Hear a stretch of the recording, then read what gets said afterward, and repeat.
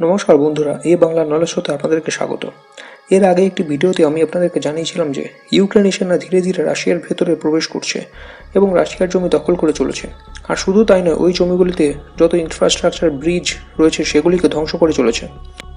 আর এখন ইউক্রেনের সেনা রাশিয়ার কুর্স্ক এলাকাতে যে নিউক্লিয়ার পাওয়ার প্ল্যান্ট রয়েছে সেখানে পৌঁছে গেছে এবং এক্ষেত্রে তাদের উদ্দেশ্য হলো ওই নিউক্লিয়ার প্ল্যান্টটিকে ক্যাপচার করা এবং ওই পাওয়ার প্ল্যান্টটি মিসইউজ করে ওই এলাকাতে যত সাধারণ রাশিয়ান নাগরিক বসবাস করে তাদের ক্ষতি করা।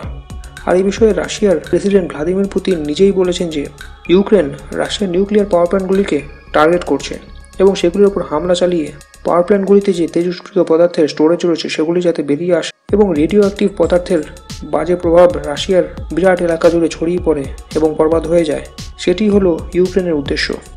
তো এক্ষেত্রে ইউক্রেনের বক্তব্য হলো, ঠিক যেমনভাবে রাশিয়া ইউক্রেনের নিউক্লিয়ার প্ল্যান্টগুলিকে ক্যাপচার করে সেগুলিতে অ্যাটাক করে রেডিয়েশন ছড়িয়ে যেমনভাবে ইউক্রেনের ক্ষতি করেছিল, ঠিক সেরকমভাবে ইউক্রেনও রাশিয়ার নিউক্লিয়ার প্ল্যান্টগুলিকে ক্যাপচার করে সেগুলিতে অ্যাটাক করে রেডিয়েশন ছড়িয়ে রাশিয়ার ক্ষতি করতে পারে। আর এতে রাশিয়া যথেষ্ট ভয় পেয়ে গেছে এবং সেই জন্য রাশিয়া কুর্স্ক এলাকাতে ইউক্রেনের সেনার ওপর হাওয়াই হামলা বহুগুণ বাড়িয়ে দিয়েছে এবং সেই হামলায় বহু ইউক্রেনি সেনা মারা গেছে।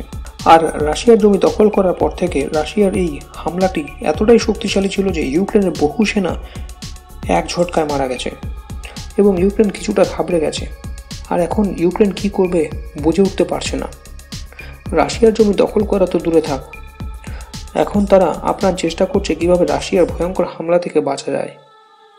রাশিয়া যদি ঠিক এভাবেই কঠোরভাবে ইউক্রেনের সেনার উপর হামলা চালিয়ে যায় তাহলে ইউক্রেন আর কোনোভাবে রাশিয়ার সঙ্গে পেরে উঠবে না এবং রাশিয়ার জমি দখল ছেড়ে কীভাবে পালিয়ে বাঁচা যায় সেই চেষ্টা করবে।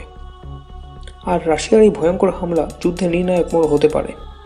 কিন্তু এই সময় রাশিয়ার কাছে ড্রোন, মিসাইল এবং রকেটের এতটাই অভাব দেখা দিয়েছে যে রাশিয়া ইরান, উত্তর কোরিয়ার কাছ থেকে অত্যন্ত সস্তা এবং বাজে কোয়ালিটির ড্রোন, মিসাইল দিয়ে কাজ চালাতে হচ্ছে, যা সত্যি অবাক করার মতো।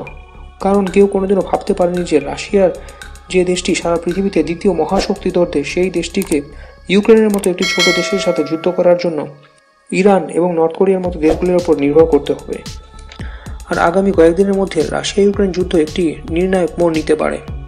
তবে যাই হোক না কেন, এ বিষয়ে নেক্সট কোনো আপডেট আসলে আমি আপনাদেরকে জানাবো। তো বন্ধুরা, এই বিষয়ে আপনাদের কি মতামত তা কমেন্ট করে জানান এবং ভিডিওটি ভালো লাগলে লাইক করে চ্যানেলটিকে সাবস্ক্রাইব করুন। ধন্যবাদ।